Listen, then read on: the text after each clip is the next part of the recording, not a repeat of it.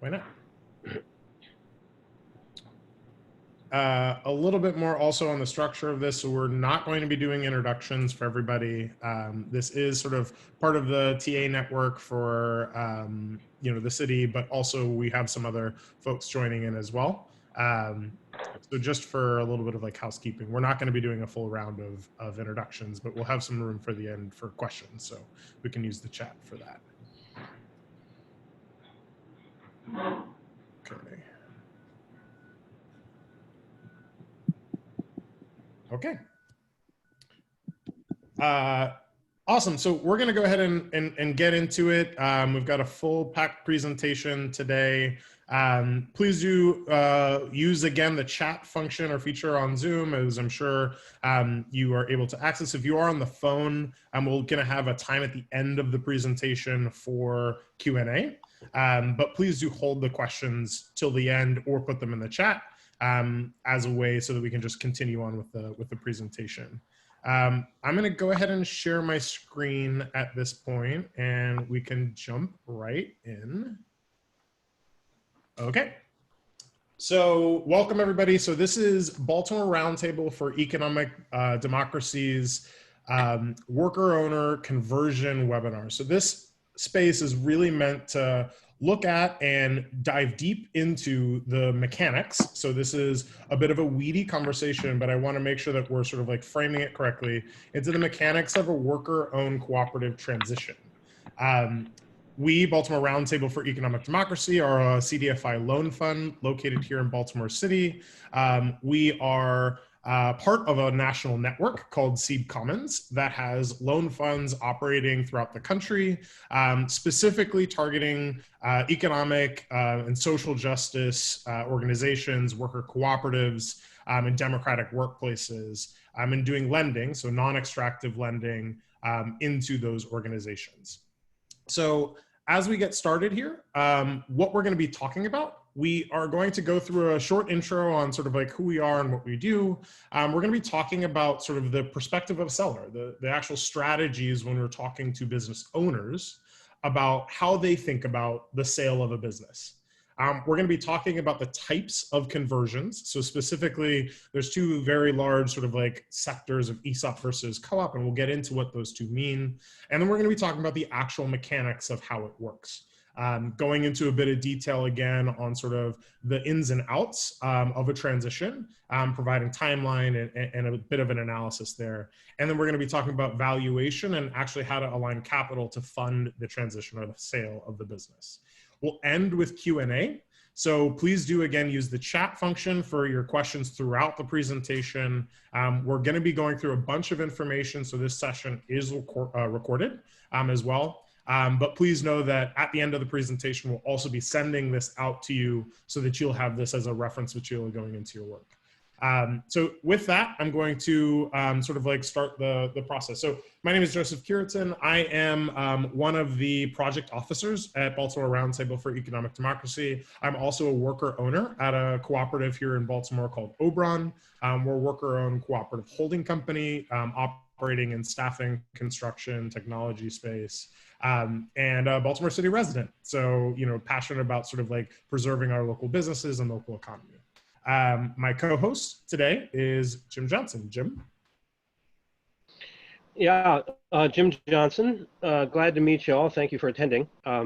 I've been advising and consulting to co-ops since the mid-90s, and in 1999 joined a small software company and supported its conversion to worker cooperative in the following years. And I was there for about 10 years. And networked with other worker co-ops and got involved in the National Worker Co-op Federation, and eventually began providing advice to worker co-ops directly. So for the last 11 years or so, I've been supporting and working with organizations like BREAD, as well as cooperatives directly, worker cooperatives directly, to support conversions. My own worker co-op was a conversion, and supported many different types of worker co-ops, startups and conversions and expansions. So I'll be bringing that experience and perspective to you today. Thank you. Awesome. So Baltimore Roundtable itself is an amazing team of cooperative entrepreneurs, of support, professionals that bring both the context of lived experience, so people that have actually been in the grind of both startup life and worker cooperative governance, and bring that to bear on each of our projects. So we are, again, a CDFI loan fund located here in Baltimore, but we serve all of Maryland. And the one distinct differentiator with us is that we're actually, we understand the cooperative struggle because we actually are owners ourselves. When we're talking about sort of like a small business conversion, I do want to point out that there is a challenge facing every small business owner at the point of sale. So specifically, like, small businesses are just hard to sell, period. If we're looking across the country, whether it be family members or strategic or financial buyers, there often is a gap in both understanding and knowledge of the process of selling, as well as the ability for somebody to actually attain a fair price for their business. So as we're seeing across the country, that with the sort of silver tsunami or baby boomers aging out of their businesses, there often is a lack of an actual buyer in the equation for most small Main Street businesses. Now, there are obviously financial buyers as well. So when we're talking about financial buyers, we're talking about private equity or investment groups that want to actually look at buying these small businesses and are playing closer and closer to sort of like the lower end of the SMB market. But the big problem that we also see is that those financial buyers don't actually take into account the community impact of consolidation or of an acquisition underneath of a company like theirs. So, all these problems sort of like present a fairly interesting solution. Employee ownership, as documented through the National Center for Employee Ownership, actually provides for both a economic incentive for the seller, as well as a way to distribute equity and in turn distribute potential gains to a broader base of employees, affecting communities at large. So if we're looking solely at financial performance, this motif, which was again constructed by the National Center for Employee Ownership, tracking gains of employee ownership screened businesses versus the S&P 500, there actually was a performance gain for employee-owned businesses. So broad-based, scaled businesses that use and leverage the tools of employee ownership through an ESOP or other means have seen that performance gain is actually real in a financial capacity. So at Bread, we do work with mainly worker cooperatives. So we're going to be talking today about the two different types, but when we look at our portfolio currently in Bread, we're looking at community-based businesses, and some of you might know some of the projects that we're supporting, like Taharka Brothers or Red Emma's, Greenmount Coffee Lab, or Baltimore Bicycle Works. And ultimately what we're looking at is the outcomes of those businesses impact not only the lives of those workers, but also impact the communities in which they work and live. So we believe that this strategy for broad-based employee ownership is beneficial to the seller and is also beneficial to the community at large. So I'm going to go into the nuts and bolts of selling your business. And I'm going to do this again from the perspective of a selling owner. And when you really think about sort of like selling your business, there's sort of a happy path that most entrepreneurs in the US anyway, think about when they think about sort of selling pieces of their business. So when we're talking about sort of like the growth size and stage of the business, we're looking at early stage, and that's generally when we're talking about venture capital or private equity in that lower or startup phase of your business. So obviously that's a smaller size and earlier stage of the business. As soon as you're sort of in the past early days, we'll call it 5-10 years worth of work underneath the business, and you're getting to a size that is approaching what a competitor would buy, that's the first place most business owners look. Is if they can't get venture capital financing to grow and expand their business, and not every business is that size or that mode that want venture capital, they look then to competitors to buy pieces of the equity of their business. And really that is what's on sale, right? So at the end of the day, you're looking at ownership rights and rights to profit from the business itself. As you grow in that size and stage, past sort of a competitor analysis and a sort of strategic acquisition, you're now looking at private equity. And private equity, again, is solely just capital, is a provision of capital in order to buy into the equity pool of a target company. Now, obviously, we all know sort of like the IPO, the unicorn status of an incredibly small percentage of United States businesses that are actually publicly traded. But that is sort of like at the highest stage and the furthest scale or size of business that actually needs that capital in order to create liquidity for its owners and sell to the public. But the one thing that we wanted to make sure that we pointed out is that a worker-owned cooperative transition or an employee buyout is able to happen at any size in any stage of business growth. And this is something that not many folks in the business community really understand, that regardless of early, middle, or late stage company, an employee ownership transition actually is a viable strategy that we're going to go into details on a bit in this presentation. So again, when we're talking about sort of like the types of employee ownership, I keep talking about a worker-owned cooperative or an ESOP. I'm going to define those two things. So ESOPs are employee stock ownership plans or programs. They are actually a trust. So it is an external company. It's a trust structure that buys the shares, buys ownership into the company that is on sale. So if I'm an owner, I'm selling not to my workers directly, but I'm selling through a trust structure. Now there's some governance questions and issues, but varies between the different types of ESOPs that are out there. But predominantly, it leaves little to no direct voice for the worker themselves, for the employee in the conversation. There are tax benefits to selling to a trust, to selling to an ESOP. And the one hurdle, the big hurdle, is that there are incumbent costs. There's a fairly high just upfront cost to forming those ESOP companies, which generally precludes most smaller scale businesses from entertaining that as an option.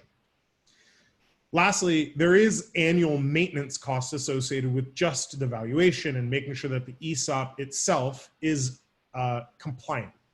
Now, we're not going to get into sort of all of the nuts and bolts details of ESOPs, but know that they are a retirement benefit plan, a defined benefit plan. They are not a corporate form, right? Which requires a different set of laws. We are today going to be talking about worker cooperatives. So worker cooperatives are directly held by the workers or by the employees of the target firm that we're talking about. So it varies as far as sort of like how the governance model is set up, but one thing is always true, it is one worker, one vote. We do, as worker cooperatives, qualify for the same tax benefits at the time of purchase for the selling owner. So there is an incentive on taxation to sell to a worker cooperative under the 1042B rollover tax treatment, which we can talk about in the questions. And there's generally a lower startup cost upfront to actually incorporate and do the transition. And lastly, maintenance costs are just that of a traditional business, is state filing fees and any generally associated costs with maintenance of a corporate form. So we believe that because of the direct democracy for the workers and because of the lower cost of actual implementation, worker cooperatives are an amazingly viable strategy for small Main Street businesses, as well as for growth stage businesses as well. So I'm going to turn it over to Jim Johnson to walk us through what an actual conversion timeline looks like in detail. Thanks, Joseph. Those of you who are involved in small businesses know that every business has its own unique culture and approaches. And so as we support, people like us support businesses in selling to their workers, we're very sensitive to the local culture of the business and the need to adapt our approach to every case. That said, there are steps in the process that are pretty consistent. And I want to take a few minutes to identify those steps and the sort of timing that it takes. And a lot of what we want to do here is to demystify this process as well. And as we dig into it, I think you'll see that in many ways, it's really another way of selling your business. It doesn't have to be that different. And we can see the first couple of steps here. You know, we need to affirm that there's a desire on the part of the seller and a desire on the part of the buyer. And a desire on the part of the seller can be making sure that any silent partners or family members who influence the decision are at the table, that there is a clear vision on the part of the seller as to how to sell and how to relinquish their interest in the business and the timing of their needs in relinquishing their interest. When it comes to determining the desire of the buyer in a worker buyout, that's where we have some distinct skills to convene workers, to talk to them as experienced worker owners from that perspective, and assessing the needs of each worker and getting a sense of what's involved in their prospects for purchasing, becoming a worker owner, understanding the rights and responsibilities of worker owners. And if we can assess that and affirm the desires of the buyer and the seller, then the next steps involve a feasibility study, you know, assessing the business in a clear and objective way, which includes reviewing past finance. I'm Jay. I'm on a conference call right now. Thank you, Joseph. You know, in particular, making a first pass at what it might take to finance the selling of the business and how that might impact the bottom line of the business going forward. Can the worker owners actually afford to buy the business, or what kind of financing is involved, or equity stakes are involved to make it feasible? A business valuation, pretty straightforward. We'll cover that in more detail in a minute, but we'll use generally fairly conventional methods for valuing the business. And it's useful to know that, you know, historically, when workers buy a business, they often pay as much as anybody else could pay. Sometimes they pay a little more because, in fact, they're buying their job. So the closing price of a business sale to workers doesn't have to be less necessarily, but owner financing is often a part of the deal. We do strongly support the idea of having a revised business plan going forward to make sure the small business does have a clear business plan going forward, and that any impacts or changes in ownership structure are accounted for in that business plan. We encourage the creation of a buyout committee within the business. If it's a very small business, this can be unnecessary, but if there's, you know, anything more than 8, 10, 12 workers, we'll often encourage the creation of a representative group of people to work through the details. And so we'll refer that to we refer to that as the buyout committee. The funding search, we are a lender, and so we're well positioned to assist the process in identifying different funding options.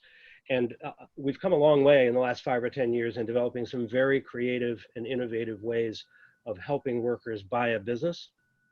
And there can be some very interesting equity options.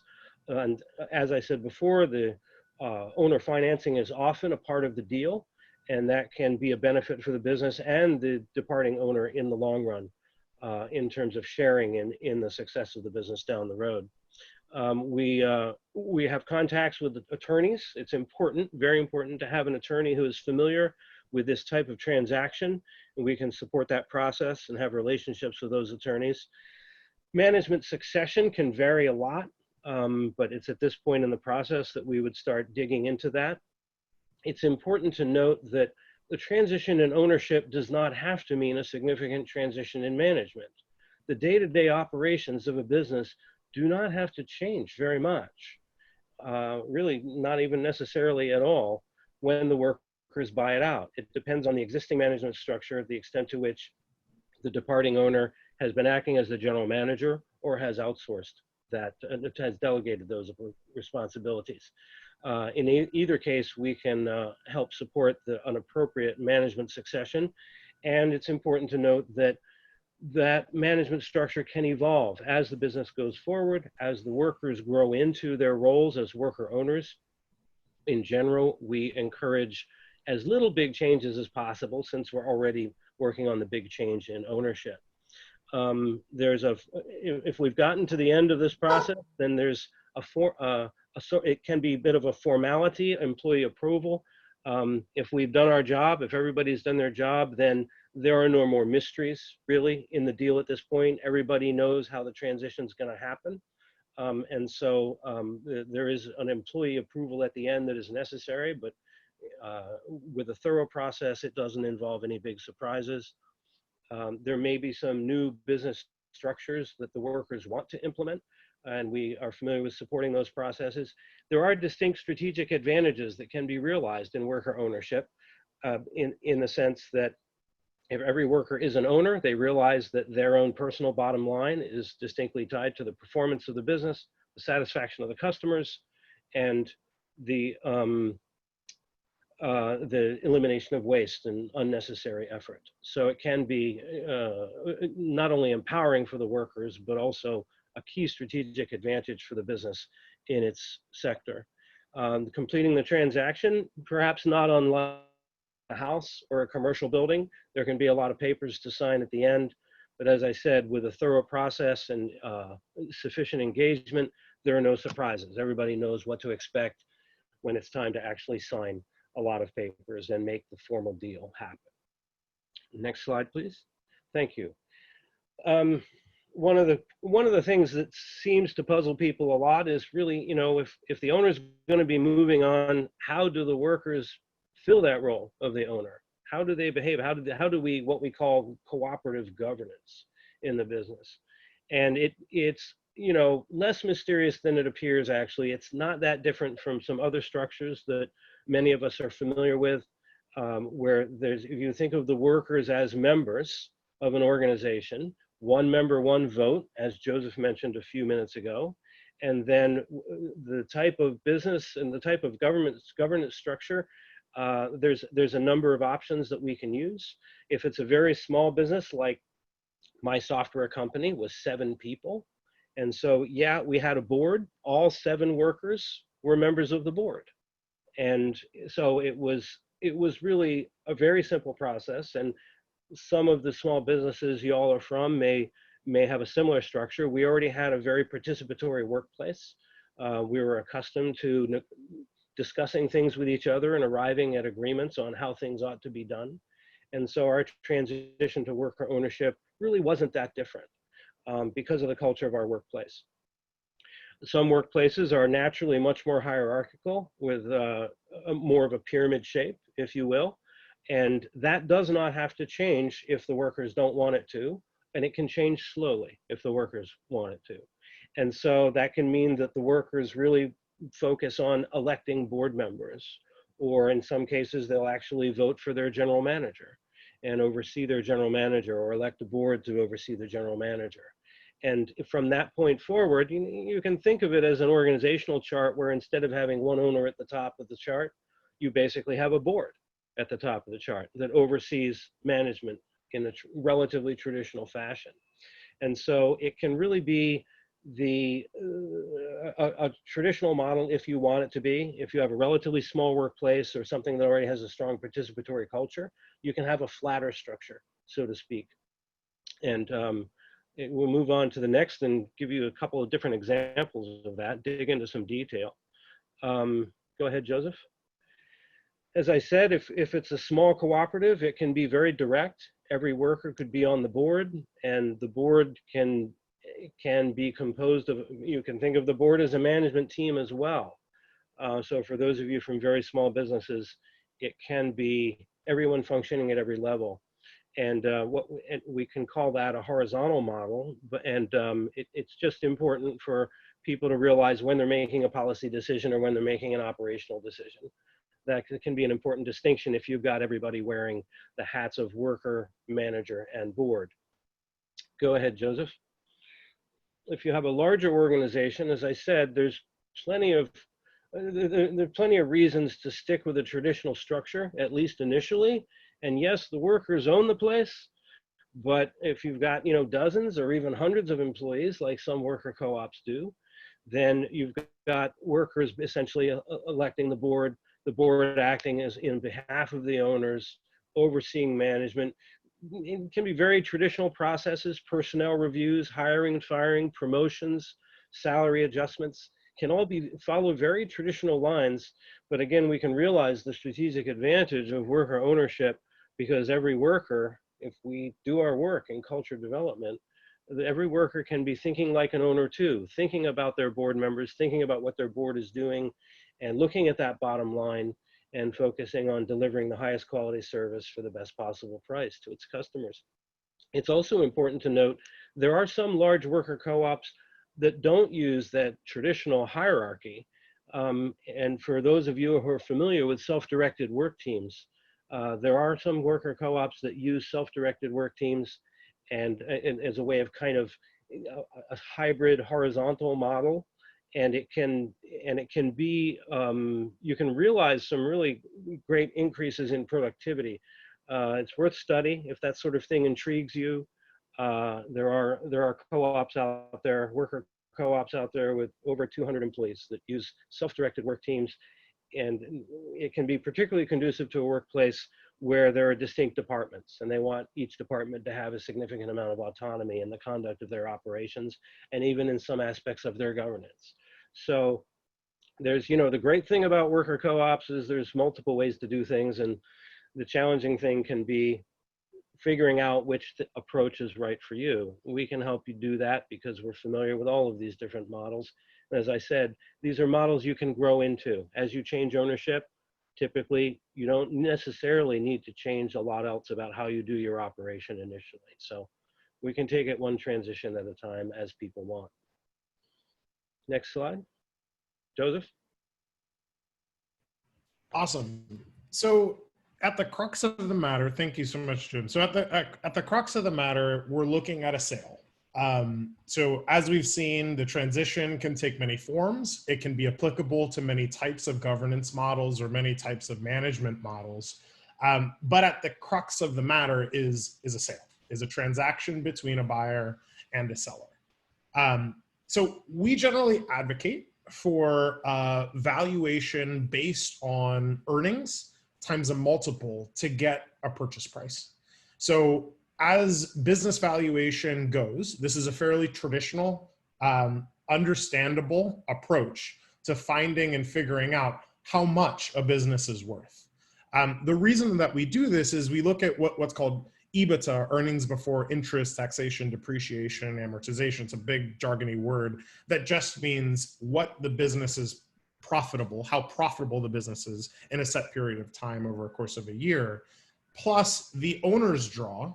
So in traditional, small business, you have an owner that takes the salary, but then also they'll take a draw on the business, minus what it costs to replace that sole owner.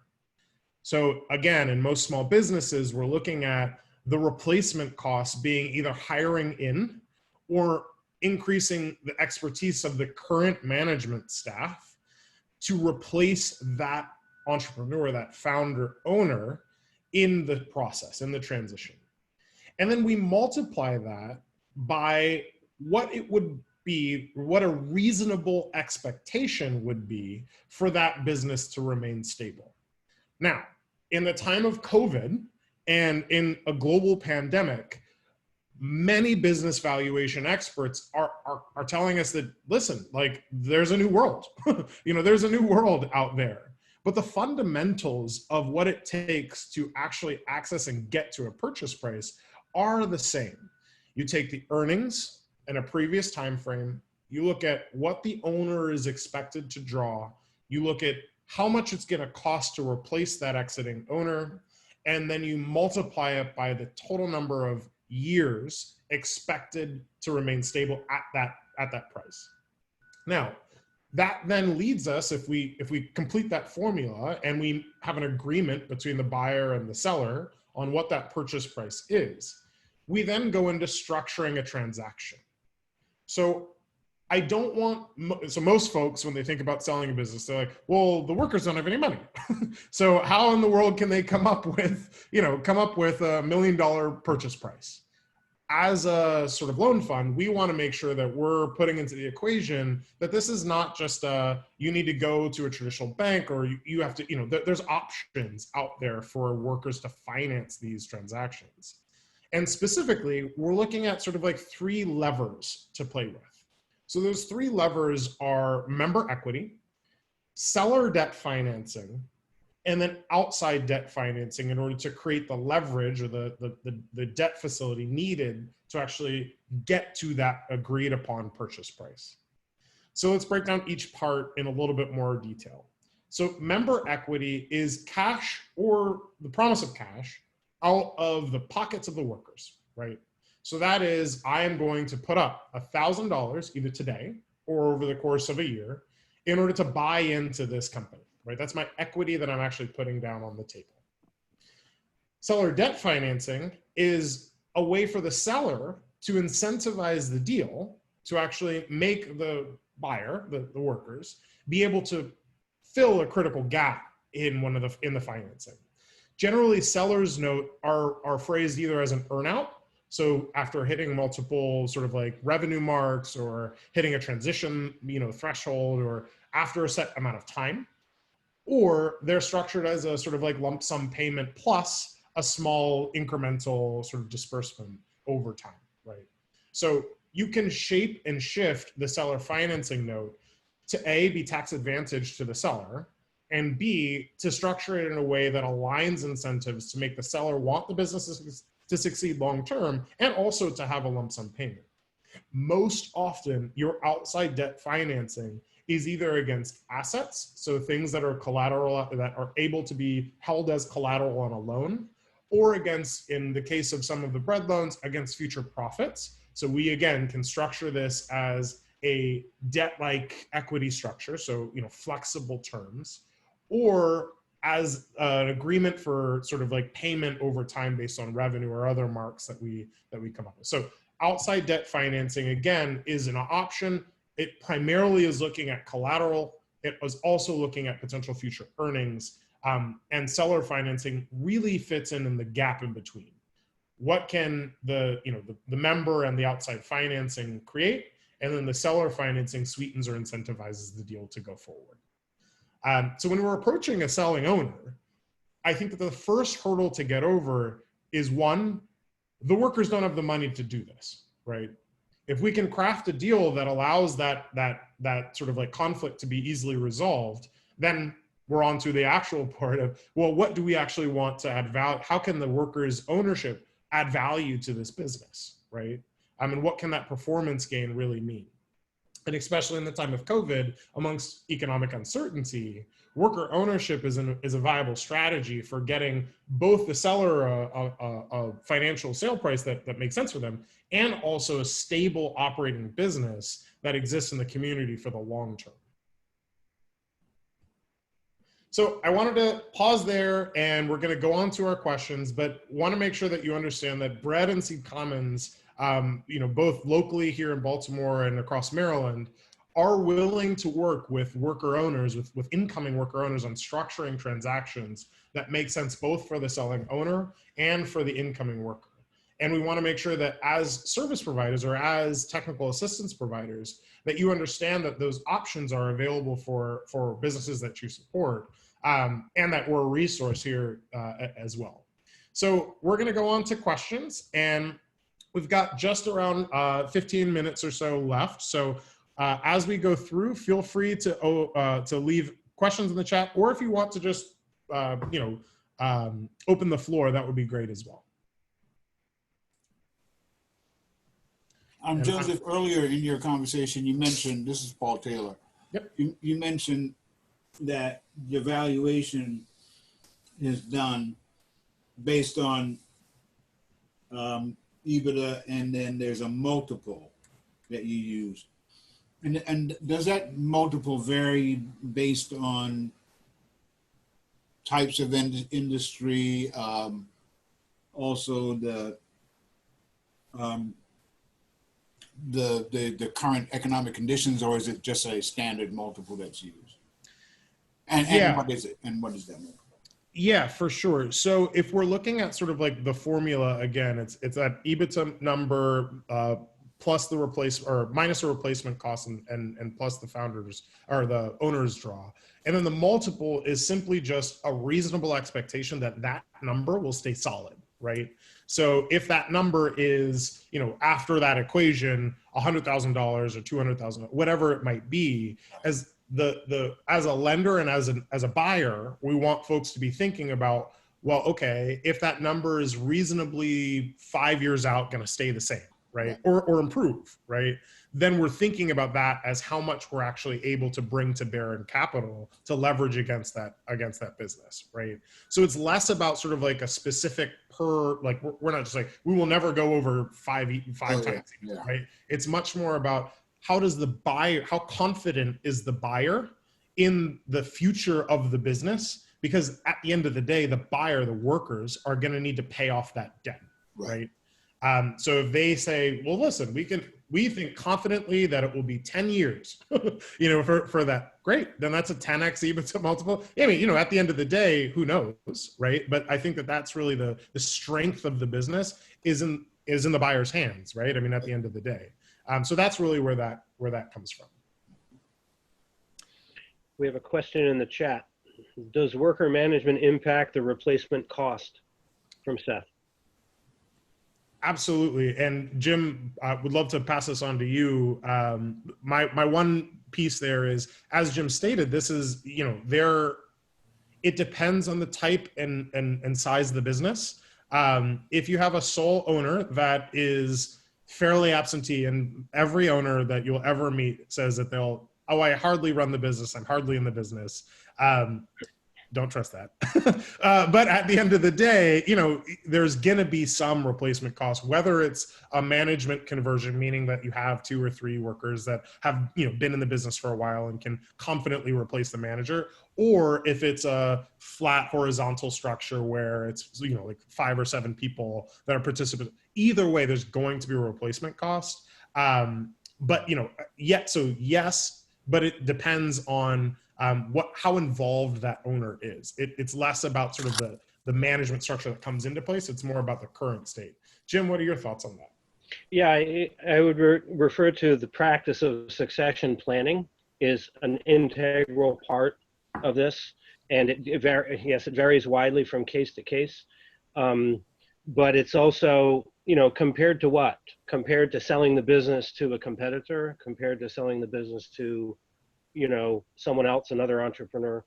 And so it's the sort of thing we can support, and and there's an initial assessment that needs to be done that reflects a lot about the culture of the business and the distribution of knowledge, that we can determine earlier in the process what to expect about this and develop strategies for mitigating those costs.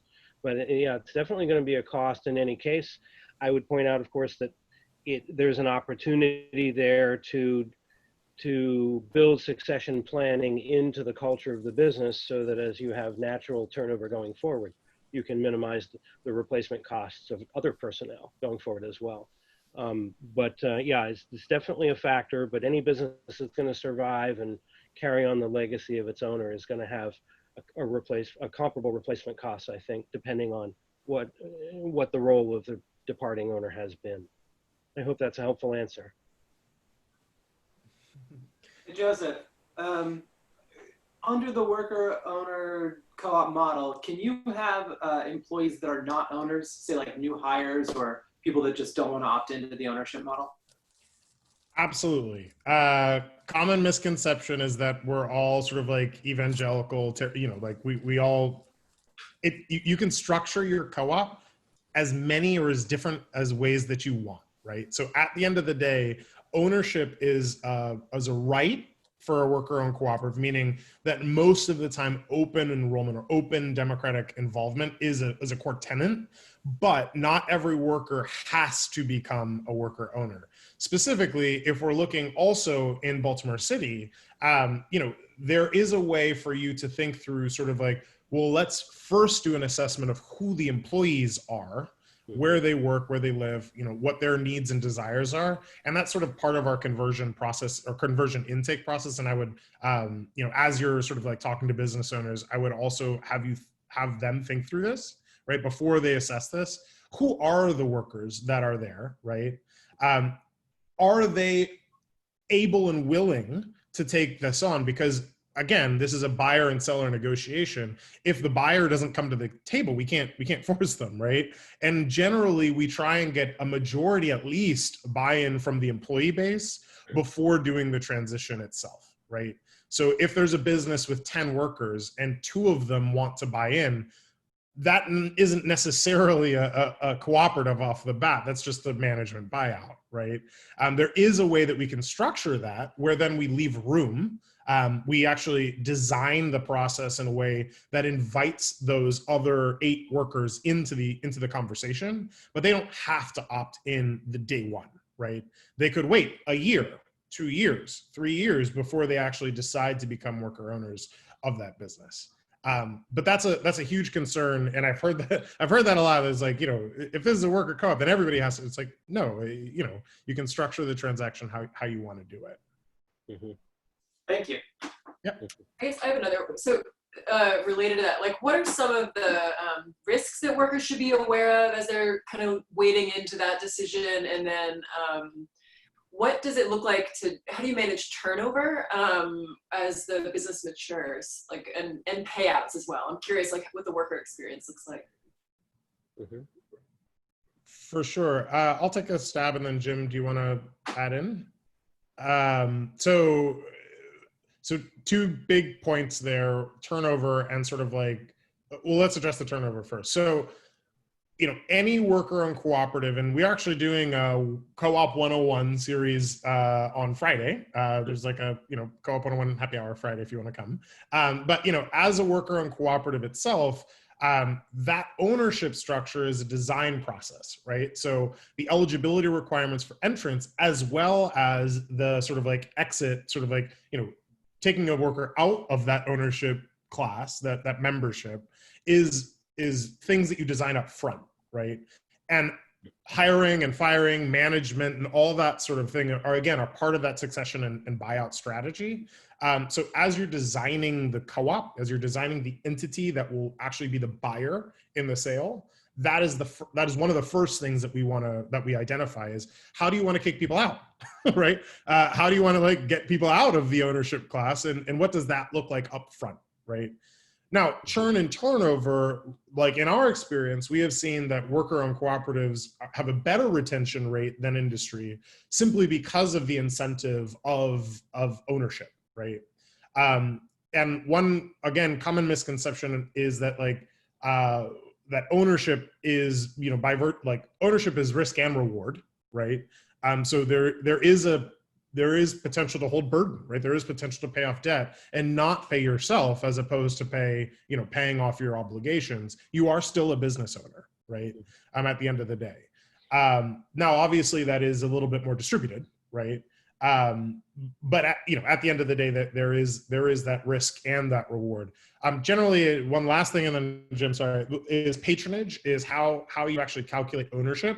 So in a worker cooperative, as opposed to a traditional business that is solely about equity, because it's one worker, one vote, but more so because it's a worker cooperative, generally you'll rate either on hours worked or some common framework that gets a split of the profits, or gets to a split of the profits that are equal for everybody.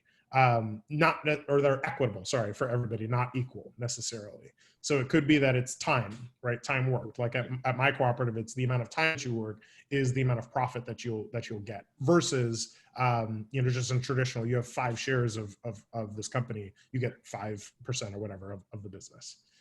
Jim, any thoughts there? Yeah, just to round that out a little bit, it is a design issue, but there's decades of experience now with worker co-ops in this country in terms of how to design these. So it's actually less mysterious than it appears. It's just one of the things that we run people through in the process prior to conversion. It's one of the things we set up. And the operating agreement or bylaws of the company under worker ownership spells these things out, and there's a lot of standard procedures and verbiage that we have, and there's variations, different ways you want. If there's different outcomes you want, we can structure it in different ways. So it's flexible. Think of it, it's kind of like being a shareholder, right? Yeah, you're the co-owner of a business. You're kind of like the shareholder at a business where you also work. So your relationship happens on 2 levels. And yes, you can be fired, right? And if you get fired, in this case, there's a procedure by which you will also get bought out of your share, right? Your share of ownership will be redeemed, right? And the legal precedent provides a lot of flexibility for how the company redeems the ownership share of departing workers. But it's, typically, if we put the right language into the documents to begin with, it's not a typical and not too challenging of a process. There's something underlying this also that I just want to address, which is the importance of educating workers and worker owners. And that process begins before the conversion, so the workers know what choices they're being asked to make. They understand the options in front of them. And that education is important because people bring a lot of misconceptions to this process. And you can greatly increase the number of people who realize that worker ownership might be a good option for them. If you can sit them down through a couple meetings and give them a 101 and a 201 and say, look, here's what's in front of you. Here's what your rights would be as a worker owner. Here's what your responsibilities would be as a worker owner. And here's how things would work. And that can really win a lot of people over and help you realize that strategic advantage. If the more worker owners, the more of your workers are worker owners, the more you can realize that strategic advantage of having every worker thinking like an owner.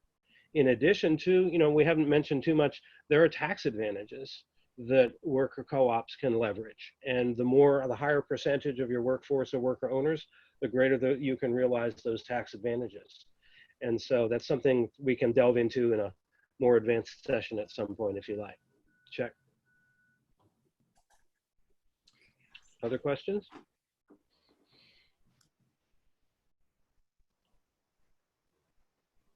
There's no such thing as a dumb question.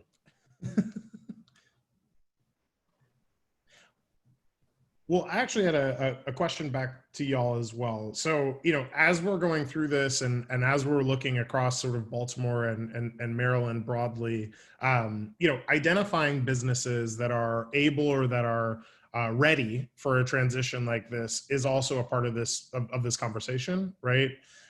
So I kind of want to set some bounds to what that looks like. A one-person show that is, a sole founder owner, while they can set their business up as a co-op, isn't necessarily the best target for deployment of capital into a conversion, right? Generally, what we're looking for is, a more than 4, 5, 6, workers in a business that can actually replace that one owner and find value in that, right? I'm not saying that sole proprietorship is bad, and by any stretch of the imagination. I'm just, pointing out that we are talking about, an employee base that is able to then buy into this, to this equation. So that's one thing. The second thing is, as we're looking at that EBITDA multiple, that purchase price, even in the time of COVID and uncertainty, the agreement between the buyer and seller can be structured in a way, even for a larger business, can be structured in a way that takes into account the volatility of the short-term market and has a future-looking sort of term to it that can allow liquidity up front for the current owner and can structure a sale that long-term works for the workers, right? So I don't want you to think that there is a sort of like lower or upper limit to what this really looks like, especially, and again, in the time of COVID and uncertainty, that multiple conversation is going to be key to that transition, and understanding exactly what the workers are willing to do, the buyer is willing to do in the transition and into the transition. So are there any other questions around sort of like identification of worker or of businesses or that? Yeah. So just a comment and a question. So as I would suppose that right now with what we would call a silver tsunami, with a lot of the baby boomers who are getting older, company owners, this would be probably a pretty fertile time for identifying these types of companies. What's the most appropriate way to encourage some of them to come in for that conversation? I would think that going after them would be sort of, I don't know, it'd be disconcerting.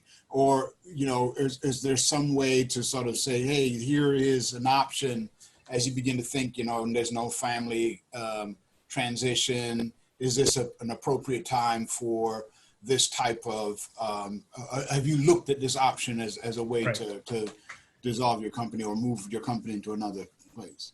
Yeah, so I think that, so two things, we can definitely provide some of those materials and like, sort of like outreach, collateral. Mhm. But the biggest thing for me is you're solving a problem for them. Yeah.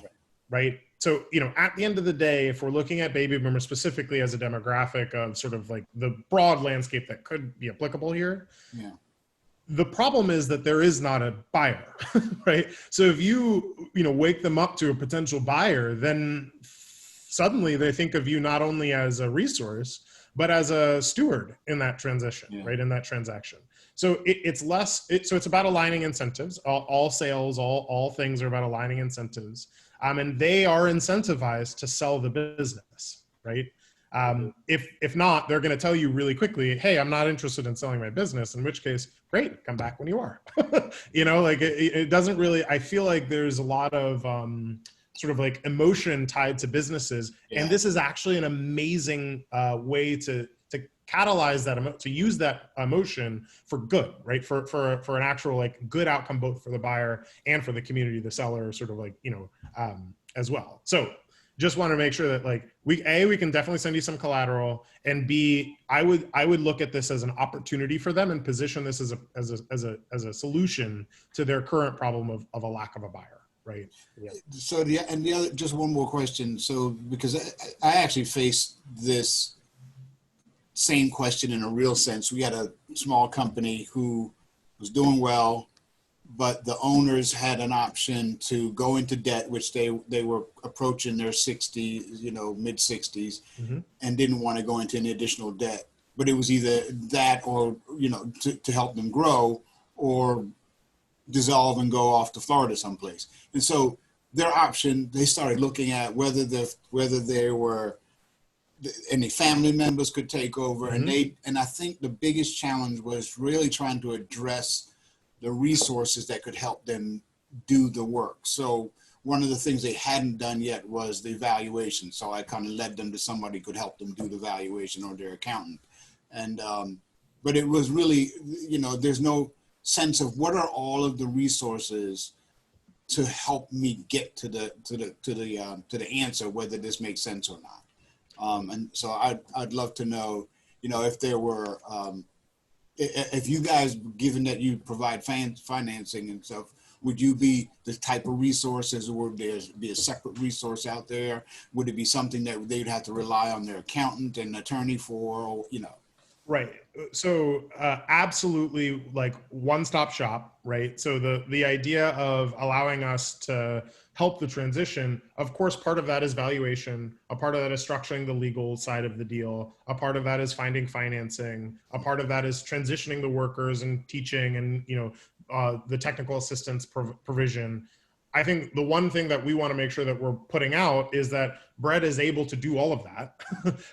We'll obviously not all in-house. We'll help align sort of like with that. We want third-party evaluation. We want separate legal, counsel for both sides, right? So, ultimately, I think that like part of one of the things that Bread provides is perspective that we can actually bring those resources to bear. The other thing is, brokers generally are the first place people look, right? So brokers generally are the first. Hey, I really, biz buy sell, list my building, list what I'm. And really, that is brokers do not think of this as an option, because generally, if you're selling to somebody internally, you don't need a broker, right?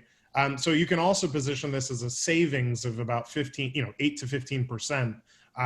Brokerage fees that aren't actually paid, right? So as another option, before people think about a broker, potentially this could be an incentive for them to think through this strategy. Jim, sorry. No, that's good. I just wanted to point out something we're hitting around that I wanted to mention. We just have a minute or two left. Is that ideally we get a few months lead time, right, to work this out, and the length of time it takes for a conversion to worker ownership happening can vary a lot depending on how much the departing owner is doing, or an essential person or not. But ideally, we can get a few months lead time. We can work with we can talk about, we can make part of the assessment as to what kind of lead time is necessary. But if we're evaluating businesses for viability, that's ideal. Sometimes there's health issues. Sometimes people have timing issues that they can't address. But ideally, business owners are thinking ahead, and that can become part of a succession planning strategy. So those are things that we're accustomed to integrating with succession planning, especially, and exactly what the timing is. You might have noticed in the conversion timing chart, we had a sample up there of about 27 weeks as from start to finish. But again, that's very speculative depending on the situation. So timing is one of the first questions we ask. I hope that's a helpful answer. Right. Also, we are just about at time, so I want to thank you today for joining. Have a great rest of your day. We're going to follow up with the resources that we promised. So both the slide deck, the one pager, sort of like selling to your employees, and like the value proposition that you can circulate, as well as sort of like one-on-one. I would invite you to reach out directly. So Joseph or Jim at BaltimoreRoundtable.org. If there are potential business owners that you want to connect us with directly, that would be an appropriate first pass. And outside of that, I hope that you enjoy your day. Great, thanks. Yep. Thank you. Thank you, everybody. Thanks, Talk to you everybody. soon.